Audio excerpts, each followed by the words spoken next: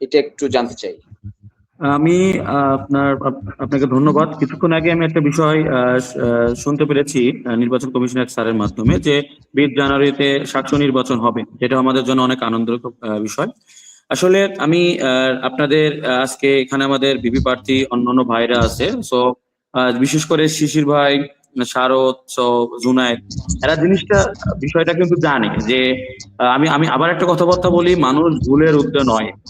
তো আমি বিগত সাকসু নির্বাচন দাবি আদায়ের ক্ষেত্রে আমি এখানে শিশির ভাইকে একটা কোশ্চেন করতে চাই যে আমি ভাই জুলাই মানে সাকসু নির্বাচনের থেকে সেই প্রথম থেকে আমি কি ভূমিকা রেখেছিলাম কিনা, এবং শেষ পর্যন্ত কিন্তু সাকসু নির্বাচন আদায়ের ক্ষেত্রে কিন্তু যথেষ্ট পরিমাণ ভূমিকা রাখার চেষ্টা ভাবনা করেছি। তো শেষের দিকে যে বিষয়টাগুলো আমি একটা বিষয় কনসার্নে ছিলাম যে যে ইসি থেকে যে 3টা শর্ত দিয়েছে সেই শর্তগুলো মানে অঙ্গীকারগুলো সেই শর্ত দাবি না। দেখেন, বিশ্ববিদ্যালয় আইন শৃঙ্খলা পরিস্থিতি বলেন, তার পরবর্তীতে রাষ্ট্রের আইন শৃঙ্খলা পরিস্থিতি বলেন, এটা সম্পূর্ণ প্রক্টোরিয়াল টিম এবং বিশ্ববিদ্যালয় প্রশাসন এবং রাষ্ট্রের আইন শৃঙ্খলা বিষয়ের জন্য। তো যে 3টা শর্ত দিয়েছিল সেই 3টা শর্ত আমরা সম্পূর্ণ প্রত্যাখ্যান করেছি, এবং এটা বিষয় নিয়ে কিছু ভুল বোঝাবুঝি আমাদের মধ্যে হয়েছে। তো এবং আমরা অত্যন্ত আনন্দিত যে ছাত্র সংসদ ইলেকশন হতে আমরা অনেক খুশি, এবং আমরা আমরা আর কোনো আশঙ্কা দেখতেছি না, যেহেতু আমি কিছুক্ষণ আগে এক নির্বাচন কমিশনার স্যারের মাধ্যমে জেনেছি যে 20 তারিখে ছাত্র সংসদ ইলেকশন হবে। তো আমরা চাই এই নির্বাচন সুন্দর এবং শান্তিপূর্ণ হোক, এবং কোনোভাবেই যাতে আমাদের যারা বিভিন্ন প্রার্থী বা শিক্ষার্থী কেউ এবং তৃতীয় পক্ষ কোনো পক্ষ যাতে নির্বাচন বানচাল এবং বিশৃঙ্খলা করার চেষ্টা যাতে না করুক। আমার কোশ্চেনটা ছিল শিশির ভাইয়ের কাছে। শিশির ভাই, আপনি চাইলে খুব ছোট উত্তর দিতে পারেন।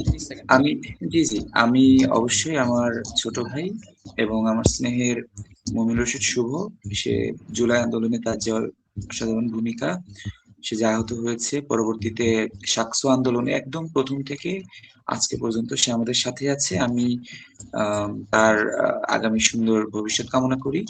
আর একই সাথে যে একটা অনাকাঙ্ক্ষিত ঘটনা বা ছোট্ট অসঙ্গতি হয়েছে, আমি মনে করি এটা সত্য, সে যেটা বলেছে, মানুষ কেউই ভুলের ঊর্ধ্বে নয়। আমি মনে করি শুভর যে অবদান বিশ্ববিদ্যালয় শিক্ষার্থীদের জন্য, সে যে কাজ করার একা একা অনেক কাজ করে যাচ্ছে, এটি আমাদের প্রশংসা করা উচিত। আমি মনে করি সে যেভাবে সাকসুতে ছিল, আমার শিক্ষার্থী বন্ধুরা যাতে শুভর এই কাজকে মূল্যায়ন করে, এবং সে যেভাবে হচ্ছে সাকসু প্রচারণা চালাচ্ছিল, সবার কাছে যাচ্ছিল এবং কার্যক্রম এগিয়ে ছিল, প্রত্যাশা করবো সে যাতে এভাবে সুন্দরভাবে এগিয়ে নেই। আশা করি শিক্ষার্থীরা তার এই কাজকে মূল্যায়ন করবে এবং আমরা একসাথে ইনশাল্লাহ কাজ করার সুযোগ পাবো। শুভ, তোমার জন্য আমি এখানে একটা বিষয় বলি। আমি প্রথমে একটা বিষয় বলেছি, কেউ ভুলের ঊর্ধ্বে না, আমি কারো দ্বারা ইনফ্লুয়েন্স হইনি। এবং হচ্ছে ছাত্র সংসদ ইলেকশনে আমার জাস্ট একটা আইনি জটিলতার একটা কনসার্ন ছিল, তার পরবর্তীতে বিভিন্ন ধরনের চাপের মাধ্যমে একটু ভুল বোঝাবুঝি হয়েছে। সেক্ষেত্রে যে আমি আর কথা বলি, একটা মানুষের ভুল হওয়ার পরবর্তী যদি ক্ষমা প্রার্থী হয়, এখানে বিপি প্রার্থী মহি, শারদ, আমার জিএস প্রার্থী জুনায়েদ এবং শিশির ভাইয়ের কথা আমি প্রথমে একটা কথা বলেছি, মানুষ ভুলের ঊর্ধ্বে নয়। এবং আমি ক্যাম্পাসে 1.5 বছর, আপনারা সবাই যেটা আপনি বললেন, সেখানে যদি ভুল হয়, সেখানে যে অনলাইনে যে প্রোপাগান্ডা এবং অনলাইনে যে বিষয়টাগুলো করা হচ্ছে, সেই বিষয়টা আপনারা দুই বিপি প্রার্থী এবং জিএস প্রার্থী এই বিষয়টা কিভাবে দেখতেছেন আপনারা? দেখেন, আমি একটা কথা বলি, আমি মানসিক ভাবে কোনোভাবে যে দুর্বল, বিষয়টা কিন্তু সেটা না। আমি যদি কোনো কিছু ভুল করি, আমি সেখান থেকে কিন্তু আন্তরিকভাবে দুঃখিত হই। আমি যদি মানুষ ভুলের ঊর্ধ্বে নয়, 2-1টা লাইফে মিস্টেক হতেই পারে। আর এত অ্যাক্টিভিজম করার কাজে আপনি নিজেও জানেন আমি একজন স্বতন্ত্র ক্যান্ডিডেট, আমার ফাইটিং বিষয়টা গুলো জানেন আপনারা।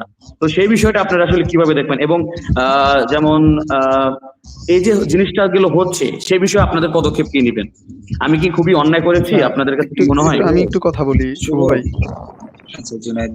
আসলে আমাদের মনে হয় মূল আলোচনার দিকে আগানো উচিত পার্সোনাল বিষয়ের চেয়ে।